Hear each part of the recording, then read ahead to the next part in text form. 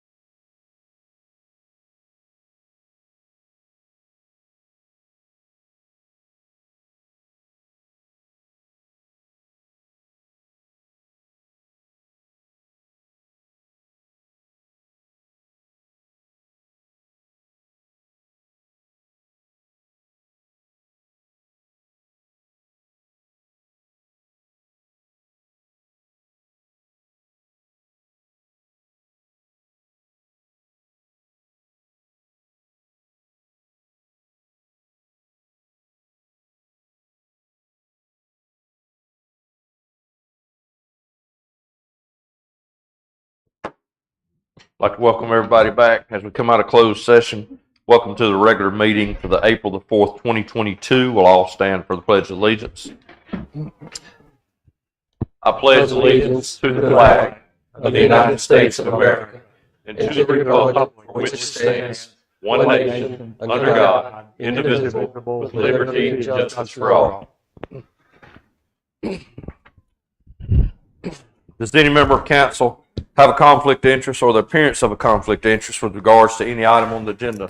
If so, please state at this time. Mr. Phillips? No, sir. Mr. Nairn? No. Mr. Corbett? No. Mr. Hargrave? No. All right, moving on. Action, discussion resulting from closed session. Mr. Mayor and members of council, out of closed session, one item discussed concerned personnel matter and potential litigation, and then getting general advice and counseling, and for which there's no disclosure. Item number 2 would be 7.69 acre offer to purchase and contract agreement with land across from the town hall. That contract was entered into between the town and the seller.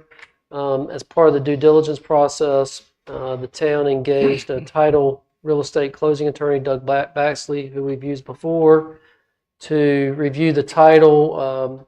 And at the end of the day, during the due diligence period, it became apparent to Mr. Baxley and I, as the town's attorneys, that the intended uses for the land that the town was hoping to use it for, and various other matters, made the contract something that we don't believe the town can consummate for its intended purposes. So at this point, the town needs to make a motion to either move forward with the contract, contrary to what I believe and Mr. Baxley believe we should do, or to terminate the contract and close that out. All right, with that being said, do I have a motion on the floor to terminate the contract? I move that we terminate the contract. Do I have a second? Second. Any more discussion? All in favor? Aye. Go ahead, attorney. All right, the next item coming out of closed session for which you will need to take action concerns an agreement for purchase and sale of real property. The town received an offer to sell land from Sunset Beach and Twin Lakes, Inc. as the seller for 22 lots in the Majestic Oaks area. That's what we refer to it as, 22 lots. Lots 201 to 220, Block 15R, as shown on a plat map of record and map cabinet 38 at page 55 of the Brunswick County Registry, along with a 0.47 acre tract, which is also common area and open space, and a 0.03 acre tract, which is known as the Live Oak. As part of that, the price would be $2 million. The terms, if the council were to go into it with this offer, would be to establish an application for part of grant money and a closing, assuming that the due diligence and the title examination reveal no issues, to allow the town to move forward. The closing that presently reads is that closing shall occur on or before September 30th, 2022, or 45 days after the town's part of grant is approved and additional financing is secured, whichever first occurs. As I understand it, the town's intent with acquiring this land would be to preserve it as a park and to construct it and make improvements for it as part of a passive open space and recreational park type of facility, which is why you go into the part of grant. If the town council is so inclined to enter into this offer, I would need a motion to approve of the agreement, the offer for agreement of purchase and sale of real property, a second and a vote, and then I'll turn it over to Madam Town Manager Lisa Anglin to go through the next steps that would need to come along with that approval. All right, with that being said, what is the pleasure of the council in regards to the Majestic Oak property? I think that purchasing the 22 acre plot would be a great benefit to the town, particularly in preserving it as a park. And I would like to make a motion that we make the purchase. Do I have a second? Second.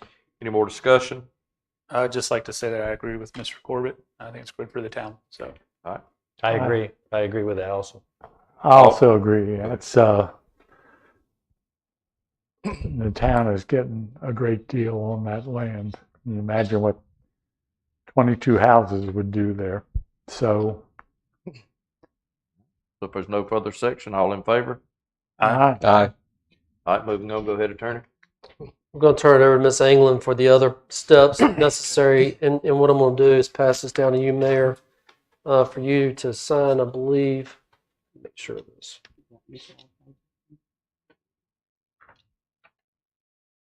So Mayor Phillips, you'll need to sign on page 8 of 8, but also for each of the pages, place your initials on them.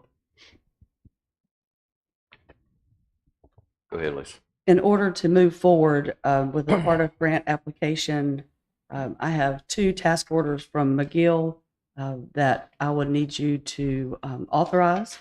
The first is the Majestic Oak Property Grant Administration, which means they would assist the town with the development of the applications for PARTIF, which stands for Park and Recreational Trust Fund, and a Division of Coastal Management Access Grant, which is the maximum for the PARTIF grant is $500,000, and the maximum for the Division of Coastal Management Access Grant is $250,000.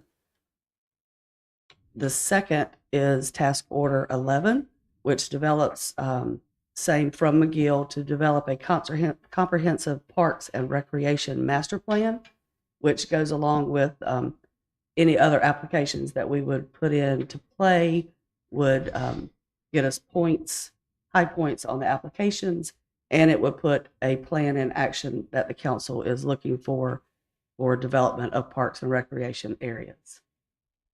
I need those 2 approved. There What would is need to pleasure? be a motion to approve McGill Task Order 9 and number 11 to move forward with the with the Majestic Oaks offer to purchasing contract. All right, what is the pleasure of council on this matter? I have a question. Go ahead.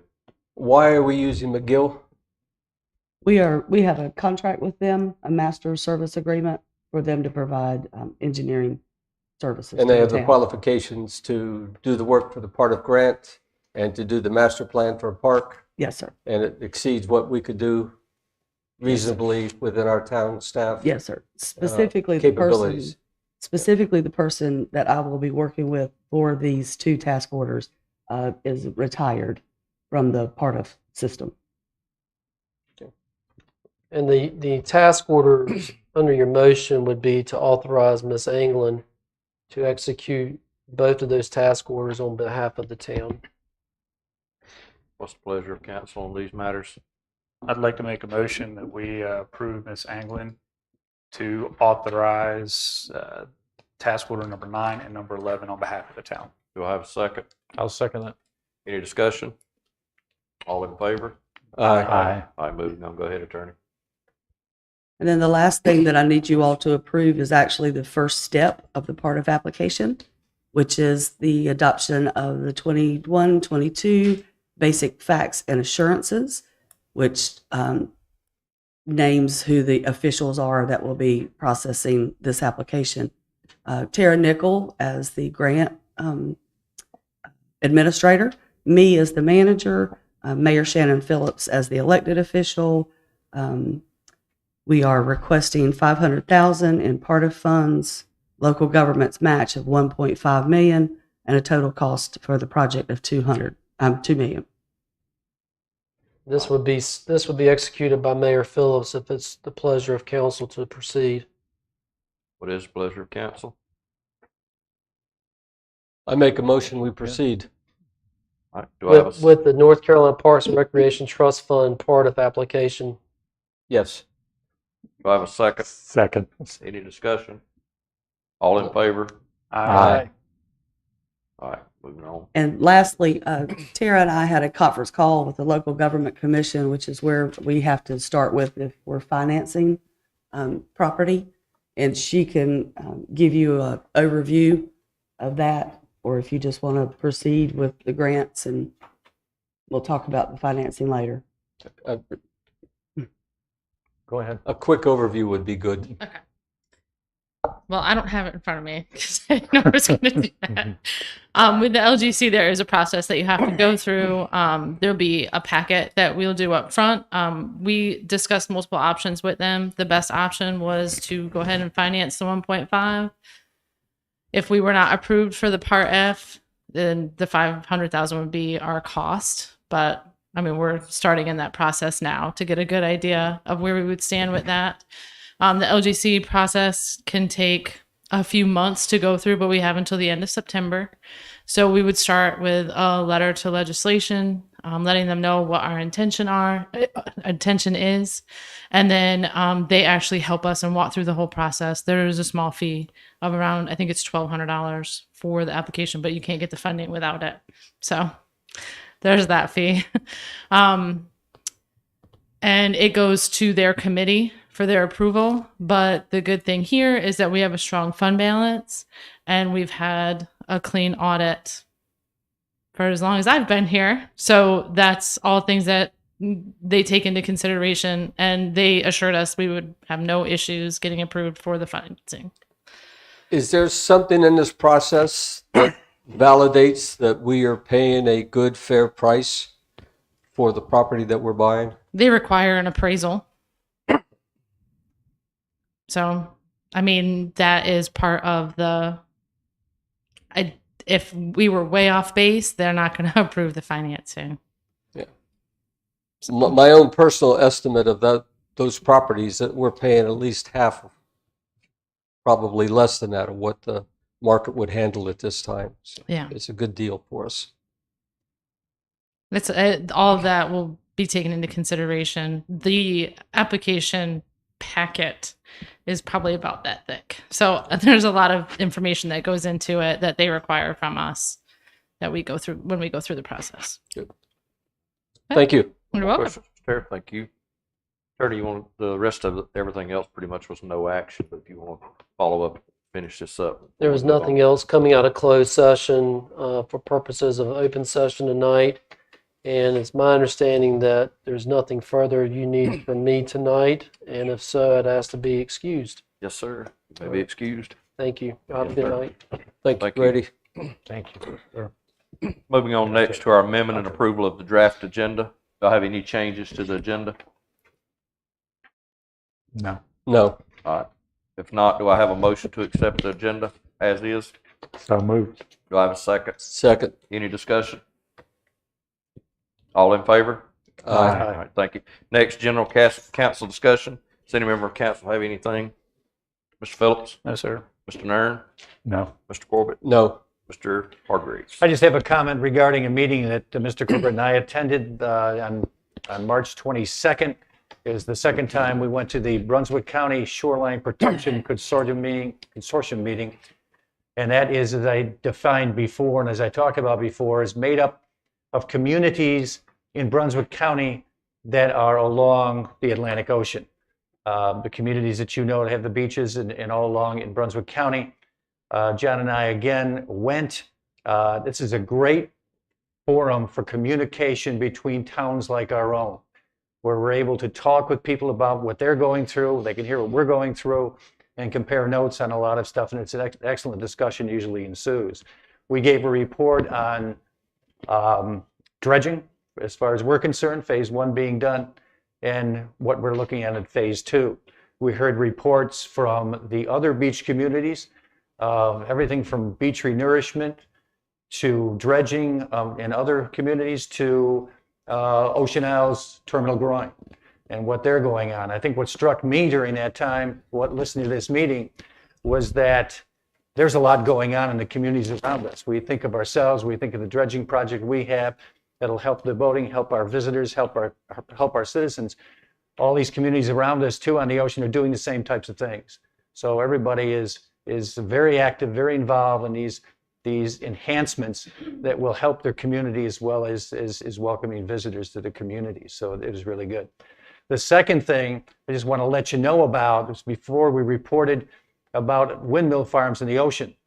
And what's happened now is the federal government, if you've seen the Brunswick Beacon, the federal government has actually set a date for May 11th when they are going to auction off 2 large areas equal to about over 110,000 acres in the ocean just south of Bald Head Island.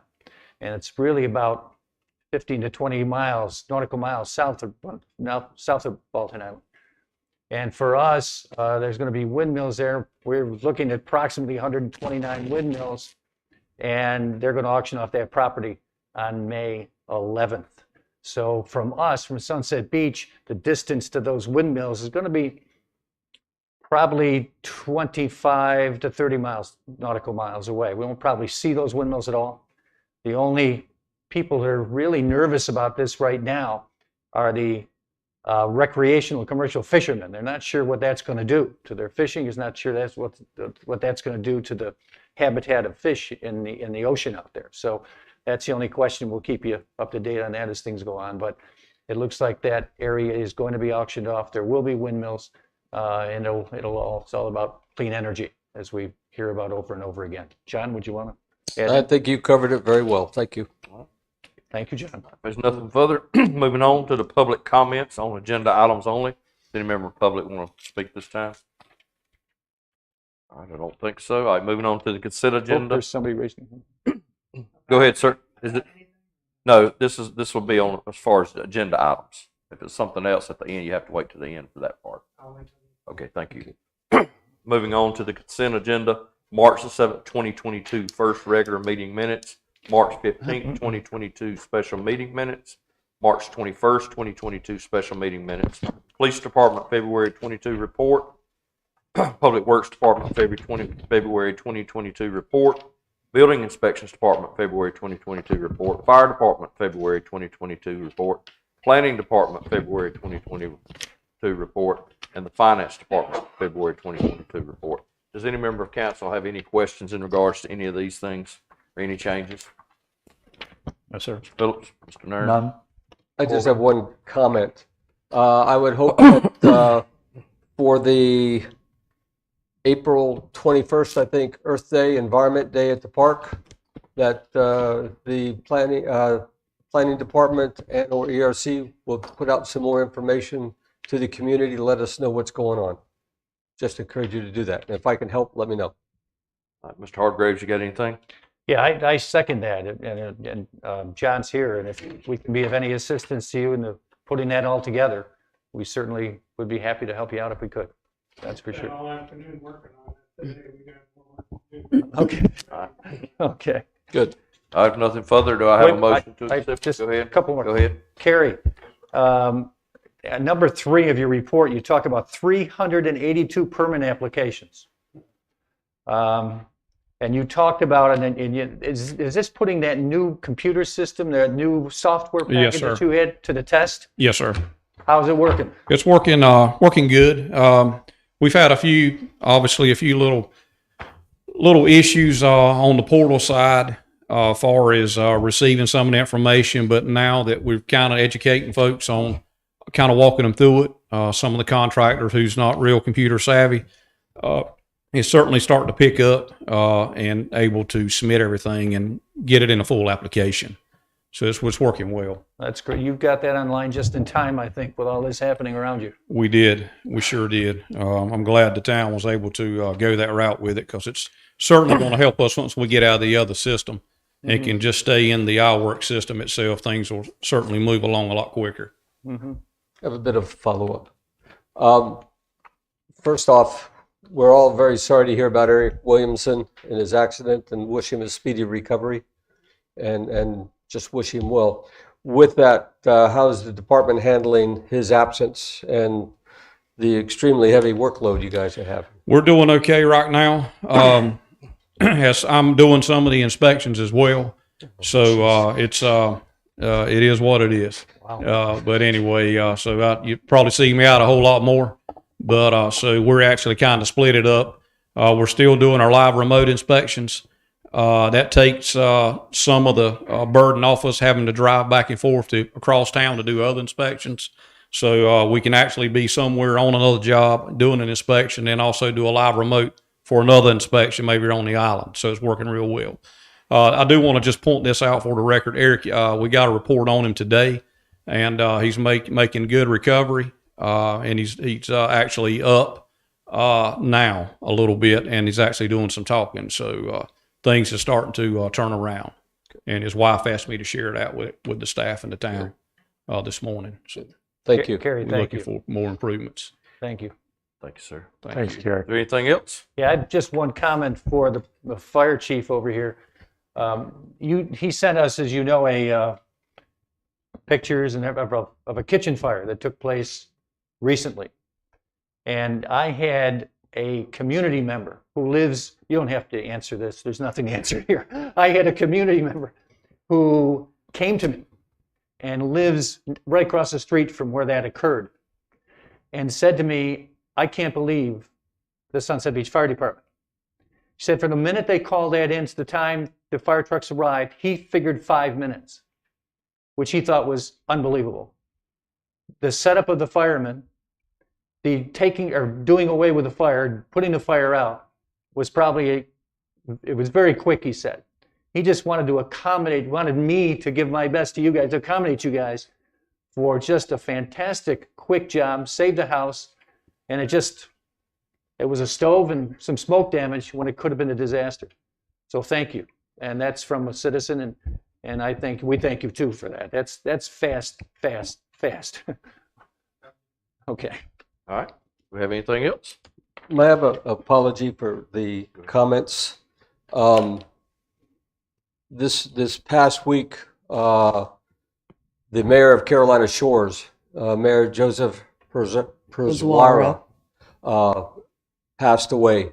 He was a dedicated public servant, and I just like on behalf of the town council in the town to express our condolences and sympathy to Carolina Shores and to his family. Thank you. All right. If no further, do I have a motion to accept the consent agenda? So moved. Do I have a Second it. Second. I'll All right. second. Any discussion? All in favor? Aye. All right. Justin, I think you're the only one that doesn't have anything, so you're welcome to leave. Thank you, sir. Next up is our town administrator report. Miss Lisa Anglin, our town administrator. Go ahead. Thank you, Mayor. I echo the condolences of Mayor Pro Tem Corbett. I actually worked with Mr. Perzwara while I was in Carolina Shores, and he was definitely one of the most dedicated, unselfish giving of his time and his energies to promote the well-being of both Carolina Shores and Brunswick County. He will definitely be missed. Going on, the dredging project, the nearshore placement dredging project was completed last Thursday. Demobilization started over the weekend. All the pipeline and equipment has been removed from the beach strand as of dusk yesterday, and anything remaining in the Bay Area is being removed as we speak. We are now transitioning into phase 2 with anticipation starting date of November 16th, 2022 to start the second dredging phase. Moffitt and Nichols was approved the scope of work a couple of months ago, I think, to start on that as soon as we could finish up with phase 1. So that's where we're going with the dredging. North Carolina Department of Transportation, Dustin and I met with a representative from DOT to express the concerns of the council and the mayor and our citizens with the Calabash River Bridge replacement project. The main two concerns is the evacuation route being cut off to the south end and the potential for motorists to utilize Clubhouse Road through Sea Trail to connect to Old Georgetown Road, causing a lot of congestion and traffic in that area. We are exploring options for emergency situations with DOT, but preparing for an extended inconvenience time period as this long overdue bridge replacement needs to happen. Second, Mayor Pro Tem again, ERC committee is working hard at planning the Earth Day and Arbor Day event with staff. You will start seeing things going out on the website, on Facebook, posted at the park to get participation with not only that event, but the rain garden workshop and installation the day before. That'll be housed at Town Hall out in front of the police department. 40th Street Walkway. 40th Street Walkway conversion will be finished, hopefully, by the end of the week, weather permitting. The walkway is 1,021 feet long and has both a ramp and steps down to the sand on the beach side. Residents and visitors have started moving the barricades and accessing the walkway only to discover that it's not finished. We know that it looks like it's finished from Main Street, but it's not on the beach end. So we are begging you to please not move the barricades and access that walkway until it's finished. 1516 walkway on the east end is halfway completed, and they are still on task to be completed with the other two before Memorial Day. Hurricane passes have been mailed. You should all start receiving them if you haven't got them already. If in the next week or two you don't have hurricane passes and you are on the island, please contact Town Hall. We ask for mail to not be forwarded, but to be returned to the town so we can get your new correct address. So if you don't get the passes and have moved recently or changed addresses, it's more than likely that Town Hall has your passes.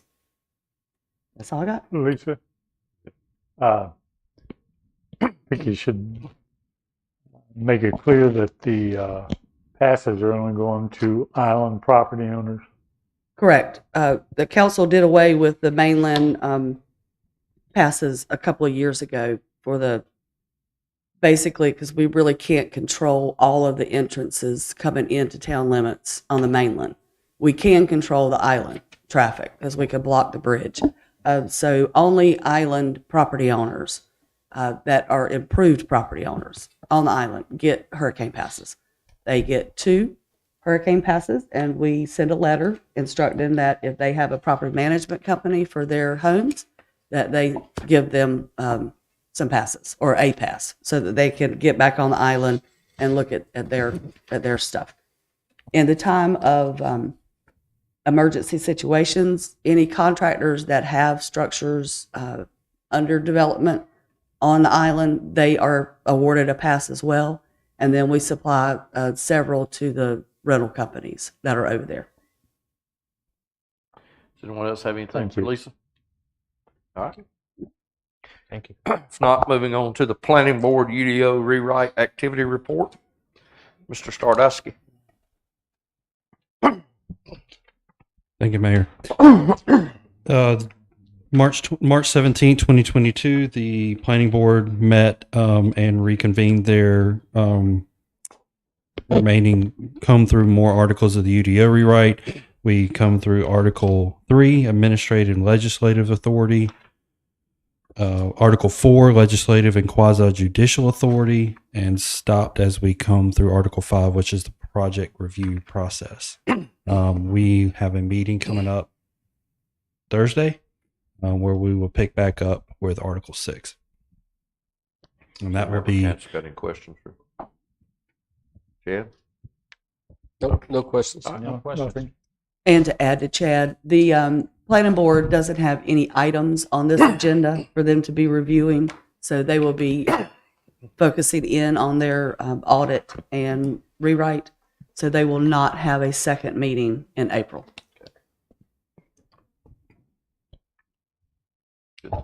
Okay. Chad wants to have a meeting, but that day interferes with the rain garden installation and workshop that would be going on here. Thank you, Chad. Thanks. Moving on to old business. Consideration of rescheduling the April the 11th, 2022 budget meeting, moving it to April the 12th, 2022. What is the pleasure of council in regards to this item? I'll make a motion that we move the meeting from the 11th, reschedule the meeting of the budget meeting from the 11th to the 12th of April. I have a second. Second. Have any discussion? All in favor? Aye. Moving on now to the new business. Minimum housing ordinance, nuisance ordinance amendment. Mr. Kerry White, you have this one.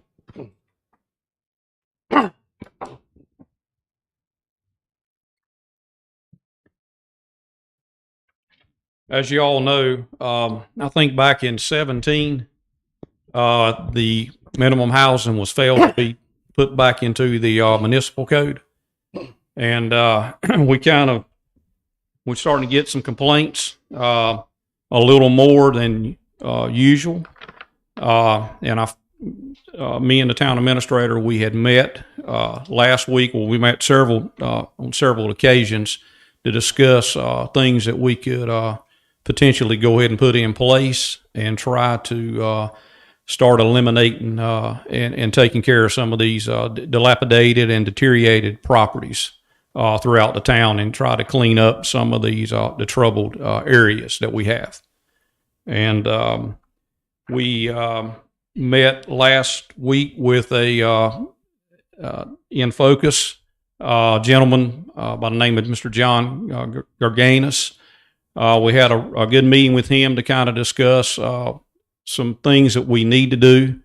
Obviously, we need to put in place a minimum housing ordinance. We have some standards now under our 160D. Those are basically just outlines, but we need to kind of build one for the town, so to speak, that will certainly be beneficial for the town. If you have any other questions, I can certainly try to, and Lisa can expand on it as well. Terry, Yes, sir. the fee to enforce to update the nuisance ordinance would be $700, and then to enforce the rules, it would be $680 a month. What would that $680 cover? That'll cover basically the actual. The minimum housing is a complicated process. We have deteriorated structures, and we have actual dilapidated structures. Deteriorated falls under our 50% rule. Basically, whatever the property is, the homeowner can have the right to fix it up. It's not at a point where they need to be evicted and the town take it over and condemn it. The demolition, the dilapidated part is where we would step in, obviously, and not have to bid it out, go through all the process, and basically take the property and demolish it. But as far as what the service is that they're offering, basically he'll cover handle the complaints. Everything will kind of just funnel through the town as far as just a phone call. We make contact with InFocus. They set up a time, come down, go through the whole process from the time they get here to the inspections, the pictures, the letters that'll be sent out, whether it's certified, whatever the case may be, meeting back with the owners, following the process, basically seeing it through from front to end, to get the properties cleaned up, or either demolished, or whatever the case may be. Just depends on exactly what the condition of it is. So their services basically take care of the whole process. I've done some research with this company from other surrounding towns that's had real success with using these folks. They've been doing it for quite some time now. And I have found out over the course of me back in my days of handling minimum housing, seeing things through, going to court, the whole 9 yards. Sometimes when you bring a contractor in from the outside, sometimes it seems like it gets cleaned up quicker and you get a better response. I don't know why, but it just seems like that's how it's always been. And the surrounding towns that are utilizing those folks. And we actually just found out that Charlotte is actually doing the same thing. I think they said 1 day a week started back, and we had no idea they were even in Brunswick County just yet. So I think it's a win-win for the town. As far as the money, I really thought it was going to come in a lot more than that. But after looking back at their contract and their services they're going to provide, I think it's an excellent deal for the town. I think it's a win-win. If we had to stop and just take over and start doing minimum housing or unsafe buildings or bringing nuisance in to some degree, that takes a lot of time. And there's a lot of sensitive time frames that, you got to have, 10, 15 days for a hearing. If they don't show up for the hearing, they can appeal to the clerk. I mean, it just goes on and on and on. I've had some cases go on for 2 years, and those times are critical. And but I think it's as far as money wise, I think it's an excellent deal for the town to do that instead of they're furnishing their own vehicle. That's exactly what it is, and they do it from front to end and see it through. I think that would be worthwhile, the number of inspections that you're making, especially shorthanded. Just you're doing an amazing job with that. And of course, that's everybody working together. Yes, it is. So I think I would be in favor of this. If they write up the minimum housing ordinance, we'd get to review it. If you like, you can review it. I've been a part of it and doing it for 20 years. You can get down to literally to the spoons and forks in a house. And I don't think we need to go there with that. Because like we explained with Mr. Gerganis, a lot of our problems is outside problems. But with minimum housing, you also can go in as well. And so if we got in the weeds with it, then it could complicate matters, certainly. But I think if we can keep it to what the general statute says under 160D and outline it from that, I think we'll be covered. Certainly, I think I know we will be. And that's why they outlined that. But that's totally up to you all. If you'd like to take a look at it, certainly we can bring it back to you. It would seem to me that if we are putting in place an ordinance that's going to affect our property owners, there should at least be something in our municipal codes, our ordinance. It will be. You'll have to adopt it. it. Goes in there, and then we'll have to read it. We'll have to adopt it, Mm-hmm. and the level of detail would be between you and In Focus determining what you want to do. Yes, sir. The process to begin this, basically, anybody in the community that has a complaint can come in and file it with you. We're going to file it with somebody. Or somebody will get exactly. it. Somebody in town will be notified, Yes, sir. and then there'll be sort of a track record to see it. Because we've got several properties that are minimal housing or nuisance related. They are deemed unsafe by their neighbors that need to be addressed. Yes, sir. And they've been hanging on for a long time. And So we'll certainly. it's time we do this. Yes, sir. I certainly agree, and we would certainly keep a spreadsheet, and obviously we'll bring back a report as the cases evolve. Because at some point in time, council will have to be brought up on something to discuss it, whether it be a demolition, who knows. Yep. So those decisions will rely upon you guys. In order to move forward this, where do we start? I have a quick Let question. Jamie ask. Simple question. Sorry. $680 a month. Is that for every property or per property? That's his hourly rate. What we done, we scheduled about 20 hours, I think, is what we decided that we could probably do and handle. Obviously, a lot of this will be paperwork. That's fine. I was just So- looking for if it was per property or just a reoccurring number. Yes, To sir. get- That's all I needed. It could be 20 houses. Cases, rather. Kerry, thank you for taking the initiative with us. Yes, sir. Appreciate it. Or Lisa, too, probably. Yeah, it was all a group effort. Thank you. It's needed. I'd like to make a motion that we allow Carrie White and Lisa Anglin to move forward with working out an agreement with the InFocus on this. Do I have a second? Second. Second. Any more discussion? All in favor? Aye. Thank you, Carrie. And if you need to leave, you're welcome to. I think Okay, you're, thank you're y'all. done now. Ball. Thank you, sir. Next up is our planning board recommendation, UDO Article 11 sign regulations. Charles Stardowski. Don't out scare Chad. Let's just put it that way. You can say it however you want to. Here we go. Go ahead, sir. So tonight I'm bringing forward to you and just remind you, I know we haven't done this in a few months, thank goodness, but here we are yet again, scheduling a public hearing for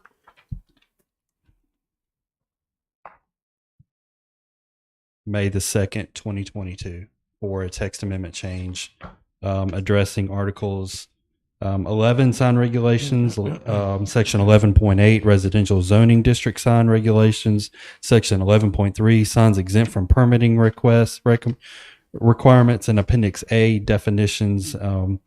And applicants are Bill Clark Holmes, along with Paramount Engineering was the original applicant. Sunset Beach Planning Board directed staff to further look into this. Therefore, this is both a citizen-initiated and town-initiated text amendment. The staff report provides an overview of the draft proposal for the provisions to modify the subdivision ordinance or modify subdivision entrance signs, non-residential signs, and allowances in residential subdivisions. Directional signs that are not required to be permitted per the Unified Development Ordinance, and definitions pertaining to the text amendment. A text amendment for Article 11 was submitted to the town on December 17, 2021 by Paramount Engineering on behalf of Bill Clark Holmes. Landon Weaver with Bill Clark Holmes, along with Jim Cirillo with Paramount Engineering, met with me to discuss allowances for a monument sign for an amenity site located in the Sanctuary Subdivision. Staff came up with an ordinance language that would benefit the applicant to keep Sunset Beach protected.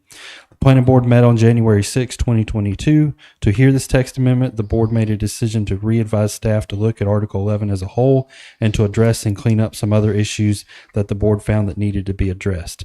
These items included the overall height and length of the entrance signs, add definitions for signage of facial area to be more definitive. This moved the text amendment to a citizen-initiated text amendment to a citizen staff-initiated text amendment. Staff worked with multiple developers to create the text amendment regarding allowances for sign in residential zoning districts. The planning board met to hear more revisions of the amendment through the months of February and on March 17th. The planning board voted unanimously to recommend this zoning text amendment to be approved to town council. Staff commentary: as the Unified Development Ordinance is currently written, signs in residential zoning districts are limited to monument signs for subdivision entrances and residential wall signs. The text amendment would allow monument signage for non-residential uses in residential zoning districts. This would be an allowance for monument sign in addition to entrance signs and wall signs. Staff has looked at different signs in different subdivisions around Brunswick County, along with the text allowances in nearby municipalities of Sunset Beach.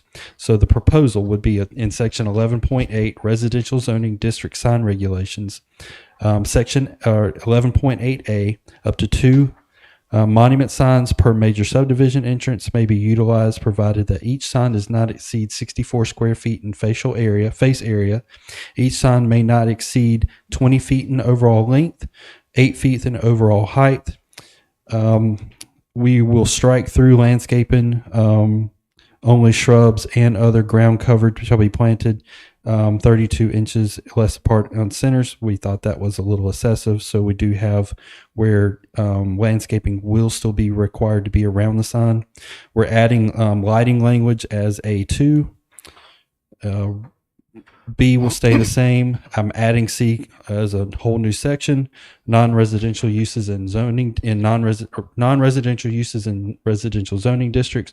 1 monument sign may be permitted per major subdivision amenity, provided that the sign face area does not exceed 64 square feet. The sign may not exceed 14 feet in overall length and 6 feet in overall height. The sign would also need to meet the landscaping provisions referenced in section 11.8A1. Such signs may contain signage in the sign overall face area for all established within a multi-tenant use or overall facility. And then you have the elimination there. So to kind of recap where we're at now in section 11.8, we are addressing entrance signs to major subdivisions, and non-residential uses located within the residential zoning districts of those subdivisions. Further working with developers, I've done a couple ride-alongs with a developer. They wish, and I incorporated this in this, as they wish to upgrade their directional signs. So we will strike through traffic and leave directional signs provided the signs are no greater than 12 square feet in area and are limited to 5 feet in height. And that is in section 11.3. And then we are adding the definition in Appendix A to sign face area, sign monument, and use. And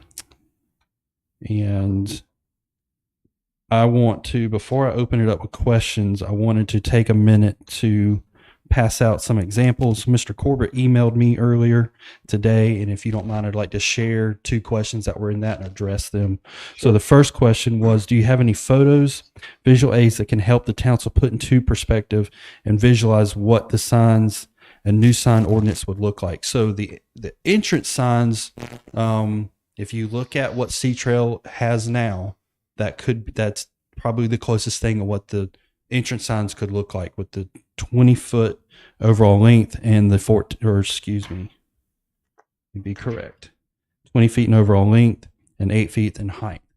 All right. I'm going to pass this email that was done on December the 8th. This was the initial email that was passed between me, Landon Weaver, and Jim Cirillo with Paramount Engineering. Thank you.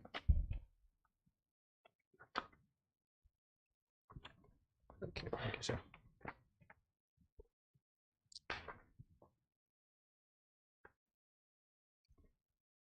So if you look at, I think it is the second page, you'll see signs that are examples, not signs of what they are looking to do. I don't have those, but these are specific sign examples around New Hanover and Brunswick County for non-residential entities. These are monument signs. They are not to, keep in mind, these are not to be taller than 8 feet. 6 feet in height. So this is what could potentially look like inside residential or residential zoning districts for your non-residential sites. So the monument signs you're talking about are basically the entrances to major developments.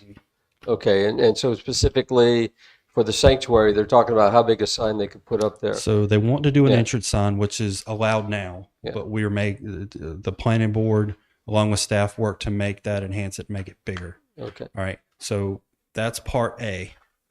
Part B of this is this all came about because we don't have any allowances for uses within subdivisions for non-residential entities. So if you look at, and this kind of gets in the second part of your question, but the swimming pool and the amenity site that was approved by the planning board middle of last year could not have any signage for it because the UDO does not allow it. So they can't advertise, hey, this is a swimming pool inside this subdivision. So they would be without signage. Not wanting to limit it to just one sign per amenity per subdivision, I took in consideration to, if you look at the biggest subdivision we have in Sunset Beach and the multiple amenities that they have in that community, I wanted to enhance that as well. That gets into your second question of what current signs may not be in compliance, and if so, which signs would be grandfathered. So if you look at examples of the MAC, the VAC, the golf courses, the Pink Palace, you can throw in the residential sales center in there as well. With the exception of the sales center, all of those, if they have signs there now, they can enhance what's there and they cannot expand it. If they do not have signs that are there now, they can't have any signage.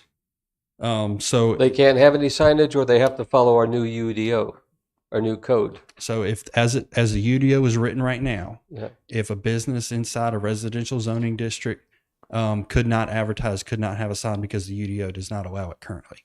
This would be a text amendment to change that to allow signages for those entities inside residential zoning districts. The So ordinance, amenities and facilities inside a development can have a sign yes, to mark them off. yes.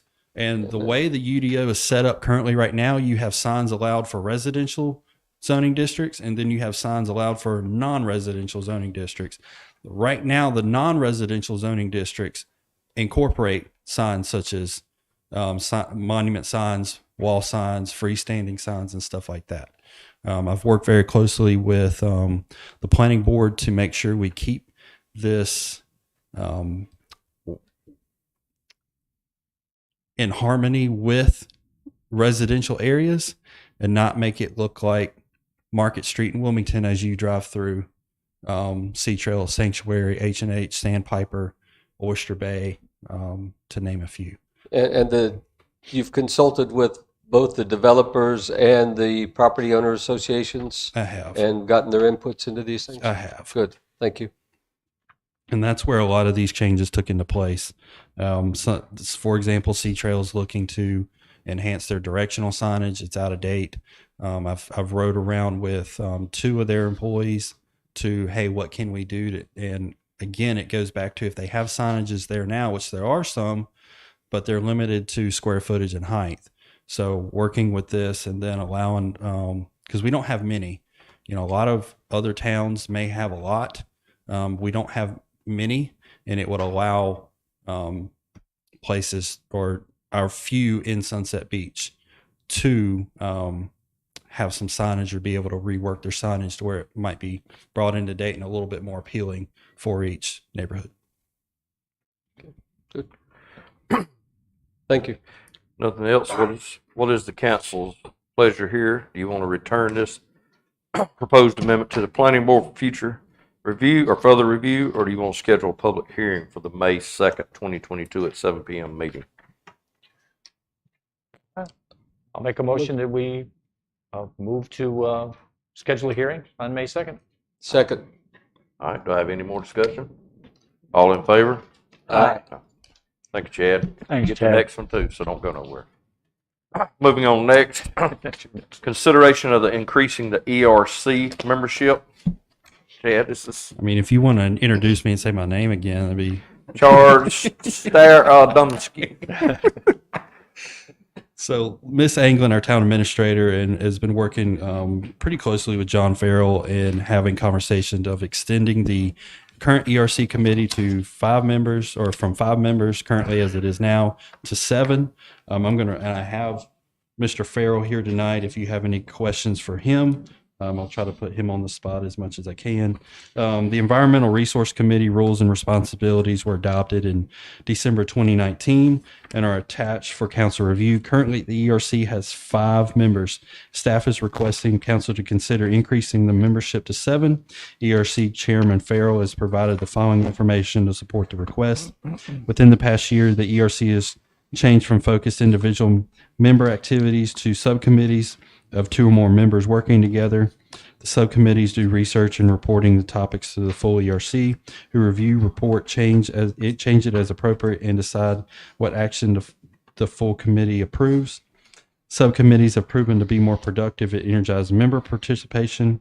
At 5 members, ERC allows only 2 subcommittees of 2 persons. This limits focus to 2 primary topics.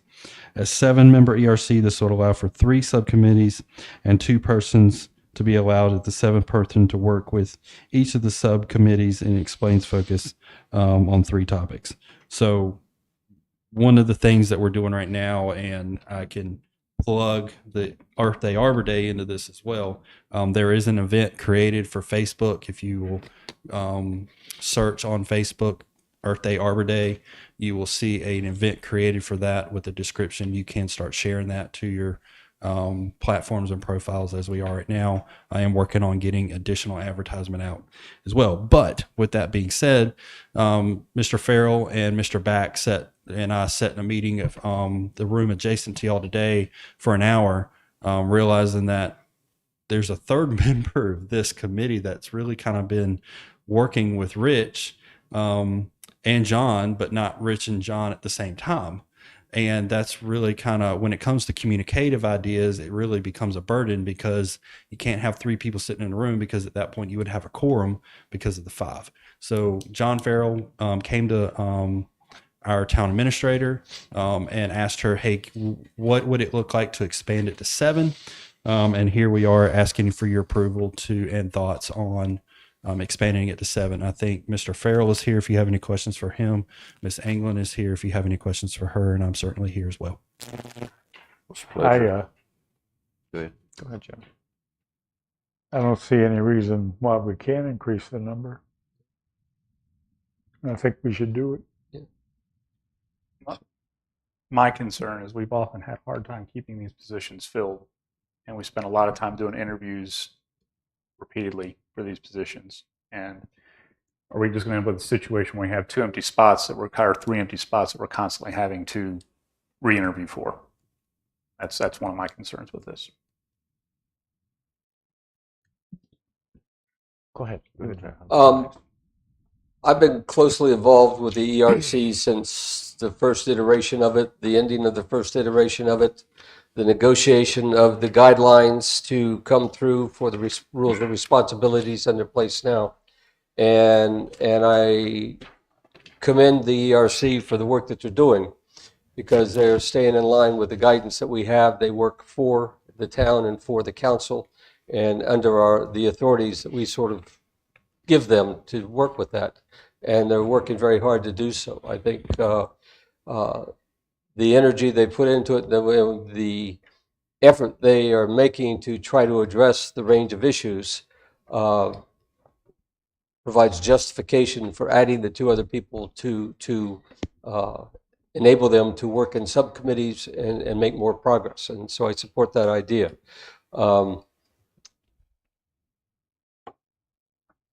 I appreciate the process when we lose people out of there. But that's one of those things I think that we can deal with if we have to.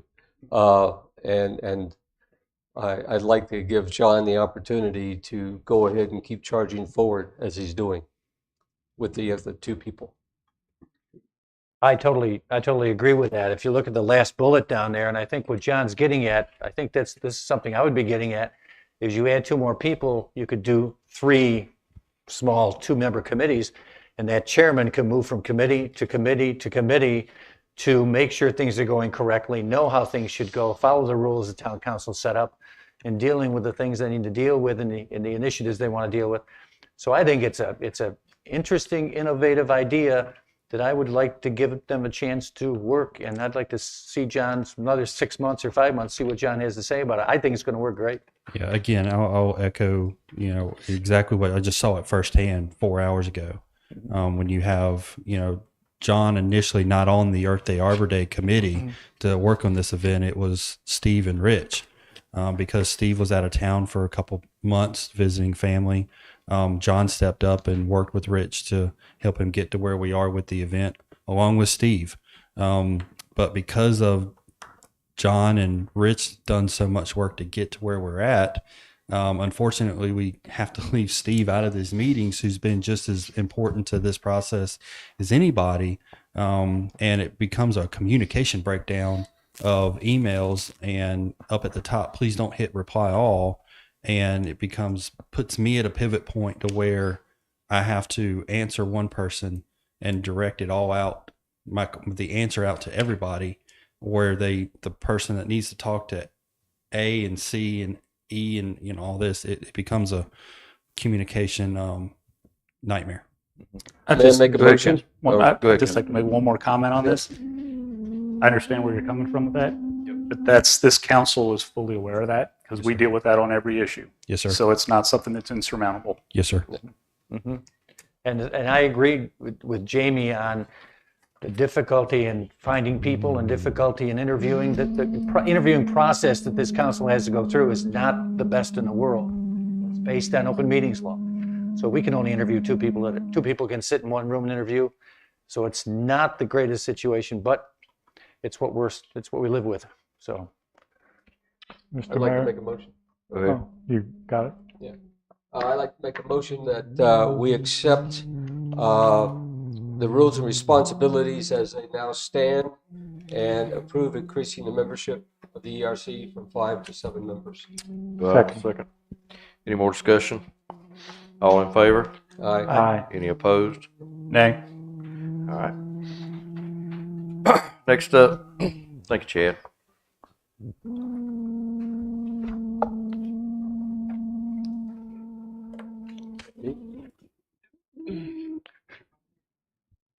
It's over there. It's his heart.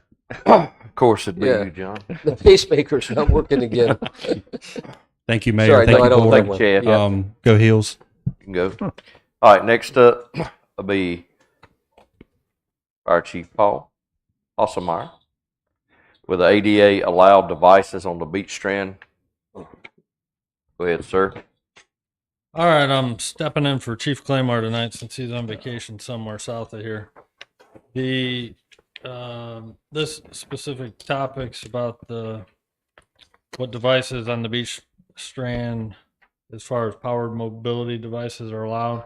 He submitted a couple pictures of electric wheelchairs, and there's several variations that we've seen out on the beach strand.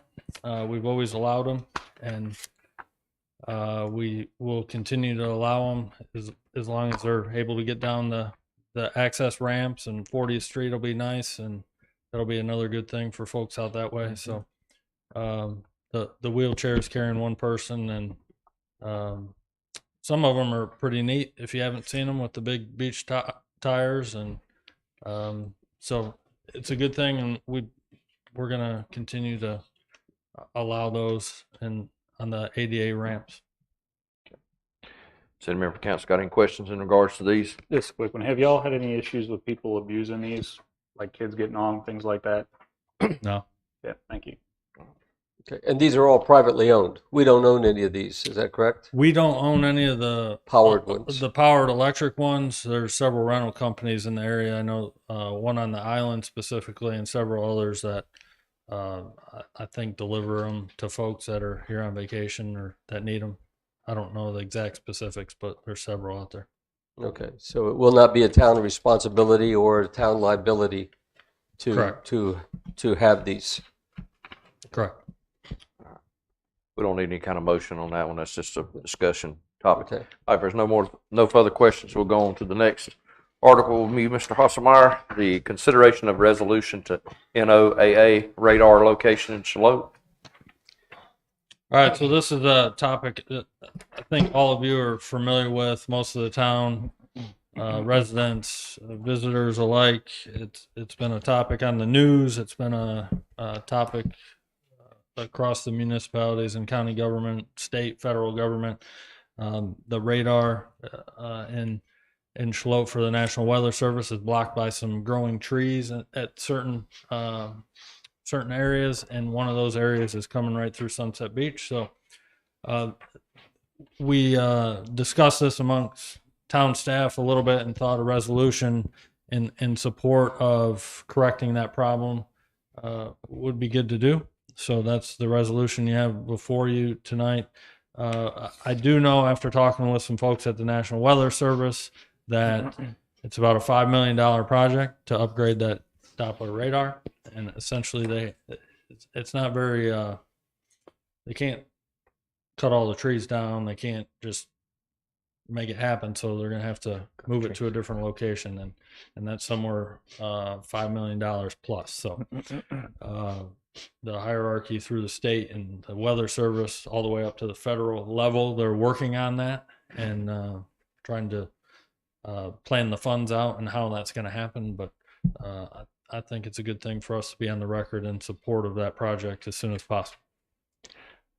Chief, are we blocked out totally from that all the time, or is it sometime? Low level stuff. The National Weather Service, after talking with them, they out of Wilmington, they rely on some other radars, and without pulling them by phone and looking at the different, but there's other radars inland, south, that they rely on data and technology and all that sort of thing. But there are some deficiencies because of the trees blocking this one for Wilmington. So we can't switch to these others ourselves, or we're stuck with Noah, or is Noah best? I think what it is these trees are blocking the low-level fields that you would need to see a tornado. So they can still see high thunderstorms, things like that, but they can't see the low-level stuff. And if you want to see the low-level stuff because of the curvature of the earth and just dissolution of resolution over distance, you're not going to be able to see a tornado. Okay. And we've been surprised Yes. a couple Yes. times. Yes. Mm-hmm. So I'd like to make a motion that Thank we you, approve this resolution. Second. Second. What? Any no more discussion? All in favor? Aye. Thank you. You dismissed. Thank you, Jamie, for that explanation. Next up, we are recycling program discussion. Ms. Tara Nichols. And Mayor, as Tara's approaching the podium, we met with GFL representatives and were a little shocked at the cost. So I asked Tara to come back to you all just to give you a heads up, in addition to the public, as to what's coming, and just to get your blessing to continue with this service. Tara? So, during our meeting, we found out that per customer per month on the mainland, which is the biweekly service, they're going to raise it $1.31. And on the island, for 6 months out of the year, they're going to raise the cost $1.31 per unit per customer per month. And in the winter or in the summer season, they're raising the island by $2.62 per unit per customer per month.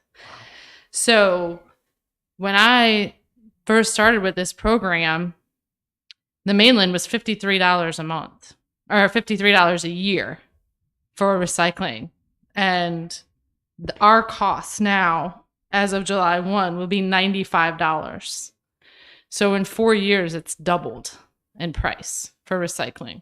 And we have to add an administrative fee. This year's administration cost that we figure into this is pretty much gone because from July 1 to now February, they've also raised per customer $5 a year, which 1,000 customers, that's $5,000 that we didn't anticipate. They didn't tell us. They just raised the price.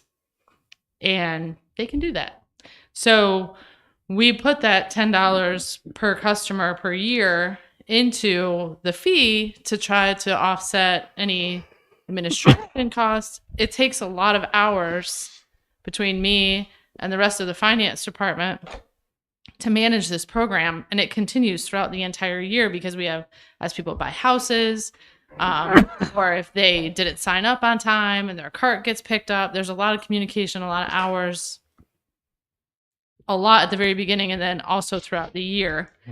So we just wanted to let you know and let the public know that recycling is going to be going up quite a bit. So a minimum on the mainland will have to charge $105 per year to have the administrative costs in it. And that doesn't account for a mid-year increase. That just covers administrative costs and our costs from GFL.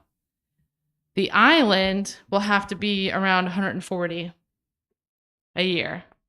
However, we did reach out to GFL, and if we went through GFL, or if every person went through GFL themselves and not through the town, it'd be $179 a year for recycling. And they will not do a weekly pickup in the summer if you go through them specifically. They only do that for the towns. What would the mainland be? $179 a year. And then what would the island be then? $179 a year. Oh, the same They for won't both of do them? a weekly pickup. Okay, same for both. Oh, okay, got it. The I know that the town of Leland has canceled their recycling program as of last year, and that was like 10,000 carts that GFL lost. St. James, is that what it is? Mm-hmm. They also canceled their recycling program as well. So people are dropping out. Everybody else is pretty much mandatory and put it into the tax bill. But for us, that's 3 cents tax increase. So if we took the costs throughout through taxes. So I just kind of wanted to give you all this information again, and also let the public know that it's not our fault but the prices are going up, and I don't know why. Yeah, but the bottom line is still, it's cheaper for our residents to come through the town and do it. And it's still voluntary. Those people who It's want still it, voluntary, yes. those people who want it can get it. Nobody's forcing them to buy it, and Correct. nobody's forcing into a mandatory recycling that would cause a 1 or 2 cent raise in our taxes. 3 cent raise in our taxes. Yeah. So, you know, my thoughts are, okay, thanks for the information, and the individual citizens can digest it and do what they want. Yeah. We just kind of wanted the information to be out there ahead of time as we'd gotten it, so that people can prepare for it. Because I know last year, we had to raise it last year. I mean, we're not setting the price, basically. So. But people can choose. So Thank you. You're welcome. Thank you. Thank you. Tara, you can be dismissed if you'd like to leave, ma'am. Moving on to the NCDOT request for consideration. Lisa Anglin, this is yours. Turn this on. Anything else? You're good. When Dustin and I met with Chad Combs with DOT to talk about the Calabash River Bridge, we also talked about several other things that I would need you all to give me the authority to make a formal request of DOT to consider these additional items. The first one is for us to be allowed to use the area under the bridge for parking during special events, to install pickleball courts under the bridge beside the boat ramp parking lot, to conduct a feasibility study of Angel Trace Road for connectivity to Old Georgetown Road, and a traffic study of the roundabout speed limit. And Mr. Combs was supportive of considering the request, if you all would want to entertain any or all of those. All of those are topics our citizens have been concerned with. And asking NCDOT to do a study and let us know what, if anything, can be done to improve them is okay, from my point of view. Yeah, I don't see a problem with just seeing if there are possibilities or not. Is that a motion? No, we don't have to have a motion for that, do we, Lisa? Yes, please. We do need a motion for that. All right. Do we have a motion? So moved. All right. Do we have a second? I'll second it. All in favor? Aye. Okay. Go ahead. Thanks, Lisa. Thank you. All right. Consideration of canceling Tuesday council meetings. We had discussed this at the last, just in a little bit, but with our agendas being worked down now, since we are pretty much processing things on a steady thing, we're looking at seeing about canceling regular scheduled Tuesday morning meetings, knowing that at any time, if we need things handled, we can call a special meeting. So what's the pleasure of council on this? From my stance, I think we have kind of gotten through a backlog of things, understand things will come up that need to be addressed potentially sooner or later. And I'm fine with canceling the second meetings, but retaining the ability to call them if needed for something that needs to be handled more quickly. I sort of have a slightly different view. I like the idea of not having the second meetings, but I think we would be in a better position at the close of the Monday evening meeting to make a decision whether we need one 2 weeks from now, rather than schedule. That's the way it's there. It's planned. You know, my calendar is already marked for these meetings for the end of the year, and it's easy to cancel them. But I just find out occasionally I get myself scheduling things into blank spots. Same with the same effect, unless we have something. If we don't have anything that needs to be done, or can't wait till the Monday night meeting, do so. Does it administratively, does it make any difference to you? It does not. So basically, go ahead, Charlie. If we can certainly try this, and if it doesn't work, we can add the Tuesday meetings in And, you know, if we find ourselves calling for specially called meetings, we can change back. What you got, Mike? No, that's good. I can Charlie go said- with that. I agree. And just, Yeah. you can't cancel the April 19th, because Yeah. that's a budget. Just budget meeting. Yeah. So we can start with the May 17th. And it'll just be an agenda item that'll show up on the Monday night meeting agenda. All right. Do I have a motion? We will cancel I starting just- in May. Okay. We'll cancel them. Yeah, in May, because Yeah, we're gonna have the next one. So you're going to cancel Go. the rest of the year altogether? Or As of just- right now. Yes. Okay. Just the May one, I mean, the April one, we'll still have it because it is a budget session. But do I have a motion in regards to this? So moved. Do I have a second? A second. All in favor? Aye. All right. Moving on next to the disposition of directives. Does any member of council have anything that needs to be added? I'd like to add for number 3 there, report on beach parking. This will be from Charlie and myself. For the 19th meeting? Is that when you want it? Or move it to the 5-2 meeting? Probably the 5-2 meeting. 5-2 meeting? Yeah. All right. Jamie, are y'all gonna have something ready for the nonprofits on the 19th? Sir. All right. All right, anything else? If not, public comments. Does anyone have any public comments here at the end of the meeting in regards to anything? Go ahead, sir. If you will, just council's procedure is you state your name and your address. We'll give you 3 minutes. Great. About 30 seconds before it's over, I'll just give you an okay so you can I don't type. need that much time. Tony Del Duca, 1303 Canal Drive. About the dredging, just found out tonight that the second phase is going to begin February 16th of 2023 November 16th. or November. November. Somebody said February, I thought. November 16th. 16th, Okay. 2022. That makes it a lot better because I live directly across from where the staging area is. And if it was February, it'd be a short period of time to get it all done. But But they got fantastic dredgers. I hope so. It was very interesting seeing a barge and tugboat come behind your house. But if it's November, thank you very much. Doing a good job. And let's hope they finish. Thanks. Thank you. Thank you. Anyone else? Go ahead, sir.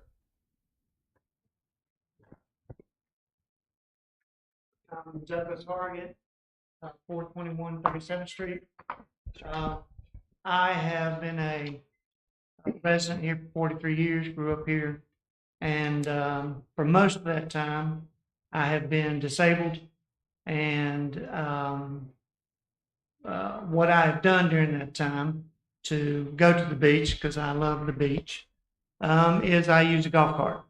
And I've never had a problem. There's never been any issues.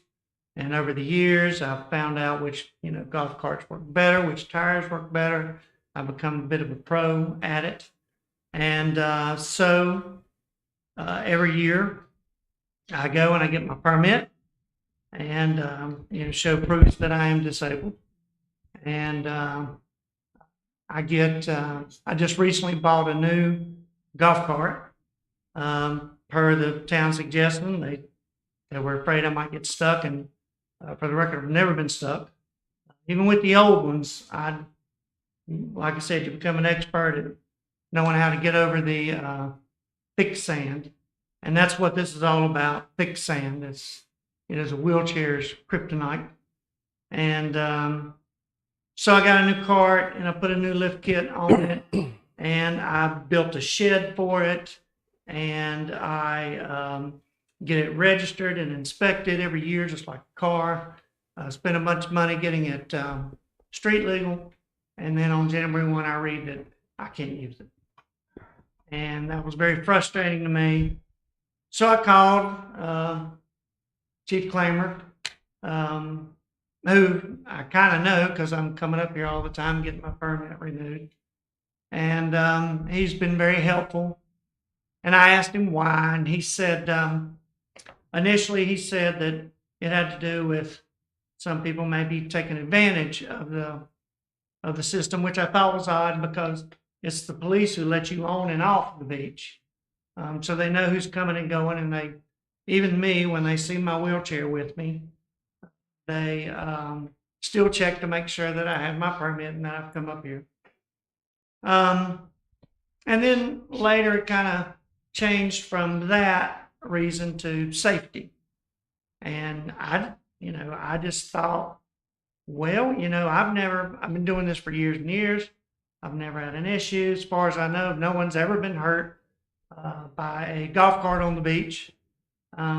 Respectfully, sir, I'm not trying to cut you off, but I just wanted to let you know about 30 seconds if you can sort of tie it in. It's just court rule. It's Okay. the rules here.